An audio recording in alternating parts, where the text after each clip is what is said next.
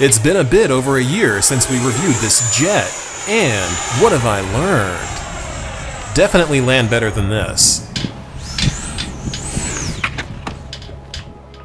Hey there, I'm John. This is Two Brothers RC, and this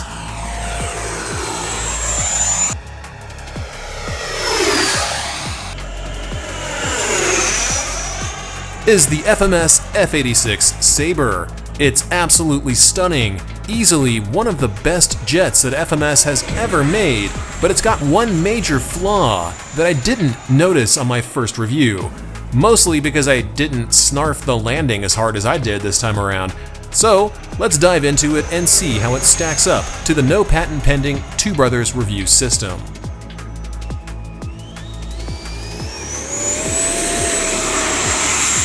We begin by looking into the Sabre's maneuverability, and we find that it's not prone to accelerated stalls, otherwise known as maneuvering stalls caused by excess control input. It's a very friendly jet to being yanked around. Not every jet will be this forgiving. If I had to guess, I would say it's probably because the long swept wings act like a half delta at this scale and give it some stall resistance while maneuvering.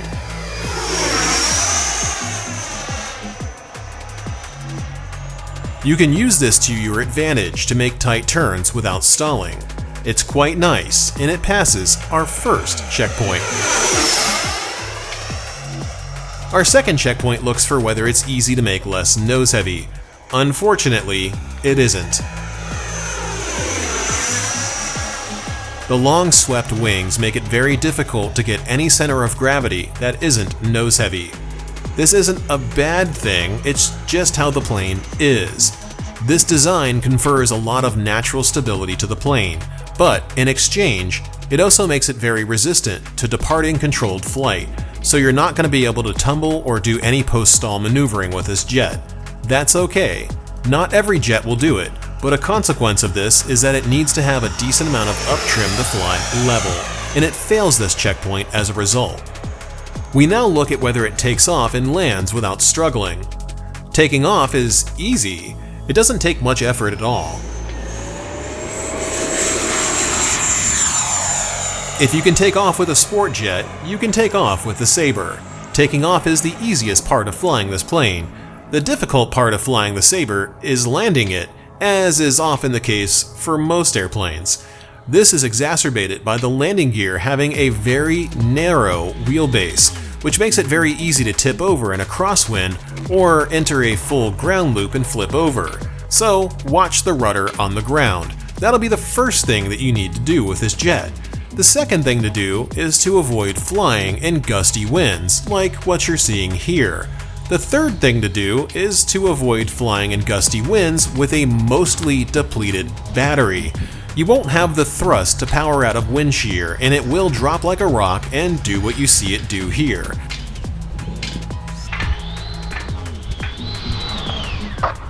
So, be smarter than me, and don't go around on a mostly dead battery in strong winds. Fortunately though, the Sabre has a well-behaved approach to landing in general so long as the winds aren't horrible. You should find it pretty easy to get nice wheelies predictably, even with how nose heavy it is. I'm impressed actually. It passes this checkpoint as well. Does it have adequate thrust for most maneuvers? So long as you're using a good battery, it should have plenty of thrust to do basically anything that you'd expect from a jet. It's actually quite powerful and has some serious vertical performance on SMC 5900 HV2 6-cell packs. There's a reason why they're always sold out. They're the best packs I've ever used in a jet, and the Sabre passes this checkpoint as well. Our final checkpoint looks for whether stall recovery is easy. Even if you put this jet into a maneuvering stall, or accelerated stall if you prefer that term, you should find that recovery is almost instant. The natural nose heaviness of this jet causes it to resist entering a stall and makes recovery almost instantaneous, with very little to recovery other than letting off the elevator pressure and throttling up to regain airspeed. The Sabre passes this metric as well for a total of 4 out of 5.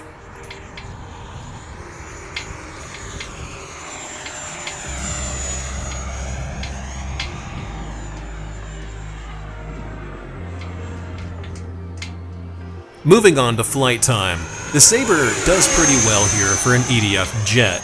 Most EDFs tend to average about 3 minutes of flying with mixed throttle for normal pilots. I can sometimes get mine to stretch around 5 minutes or beyond, but not here. The best I could get with normal flying was an average of 4 minutes on SMC 5900 HV2 batteries, and that average was just hitting 4 minutes most of the time. The only way you're hitting 5 minutes consistently is if you're doing nothing but touch and goes. This airframe definitely has some drag, and that's at least partially caused by it being nose heavy and needing up trim to fly level, scoring 4 out of 5 in this category.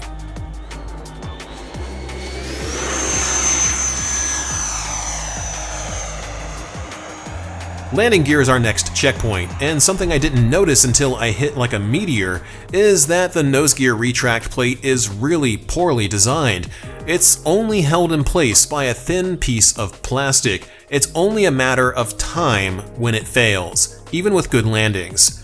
The plastic will wear out eventually.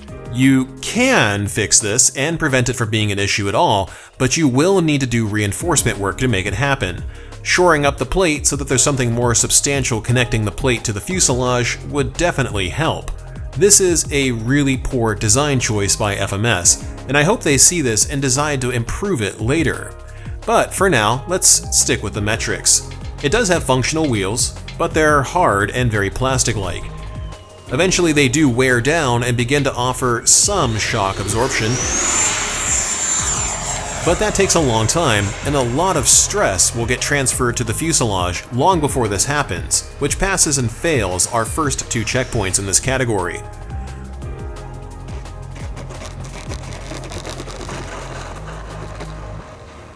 The wheels are attached to a really nice suspension system. Certainly not best in class, but definitely up there. If you're flying on grass, you'll appreciate this. Or if you're landing hard on the mains, you'll notice it too, passing this next checkpoint. However, the suspension doesn't matter much on the nose because if you hit that nose wheel, you're going to break the mount it's attached to, as I mentioned earlier. Just something to be continually aware of here.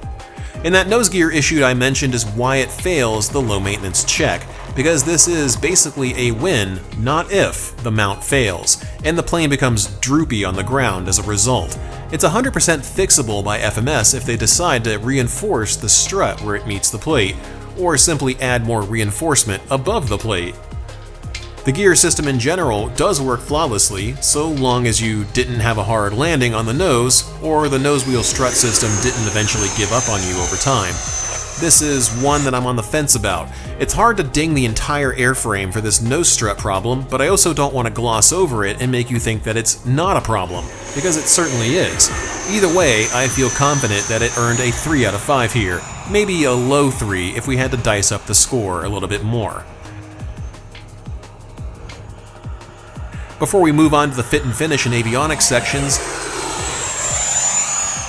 consider scrolling down a little bit.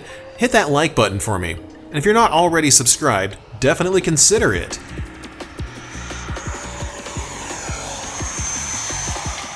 And if you're not part of our Discord chat server community yet, hop down to the description, join up and chat airplanes with us. Moving into the fit and finish section, we find the usual high quality foam that FMS is known for. The paint was great, too, with no blotchiness or damage that I could see out of the box, passing both of these first 2 checkpoints. The hinges are all gapless, except the flaps for some reason, which are foam hinged, but the entire vast majority of the plane is gapless hinged, so it passes this checkpoint as well. Unfortunately, it is a typical FMS jet, which means there's no decals, they're just stickers. As you can see here, the Kiss Cut stickers tend to cover up a lot of the surface detailing that they put into the mold. This is why I prefer decals instead of stickers. Water slide decals don't do this, and the jet fails this checkpoint as a result. The stickers did at least do their job, and they stuck to the plane though, so it passes with a 4 out of 5.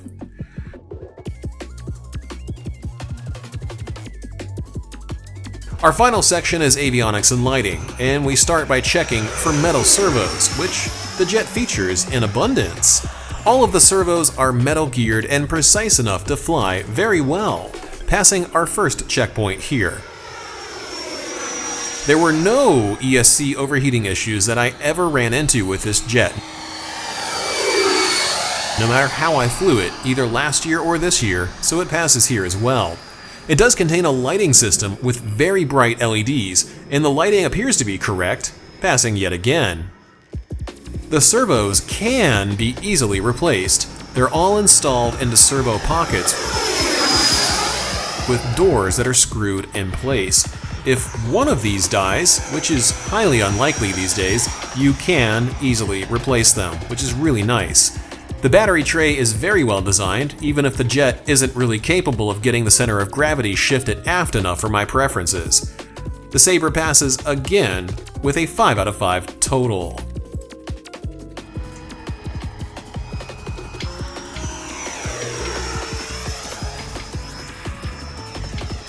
Tallying up the overall score, we find that the Sabre earned a 20 out of 25 total. Not bad, but it could definitely use some improvement in the landing gear. The radar graph makes that painfully obvious. It's sad to see something this pretty suffering from an easily fixable factory-side solution. Hopefully, FMS decides to improve it as time goes on. I'm sure they know this is an issue. The jet flies phenomenal. I didn't go out of my way to find things to complain about with it, because it definitely handles like a fighter jet, just a nose-heavier one, that's all. If you get this jet, definitely look out in RC groups for existing owners who have shored up the nose mount. You'll thank me and them later. That said, huge thanks goes out to our channel members on twobrosrc.com/supporters, and a very special thanks goes out to our mega fans, Sarasota RC Squadron, Michael Smith, JR Man, Todd, and the Pierce family, along with our Ultra fans, Seahawk92 and TBRC fan. You guys kick so much ass. Coming up soon will be the tier ranking showdown between the FMS A10 70mm version 2 and the Freewing A10 80mm version 2. You might be surprised at which jet is actually better between them, because it's not as clear cut as you might think. See you guys next week.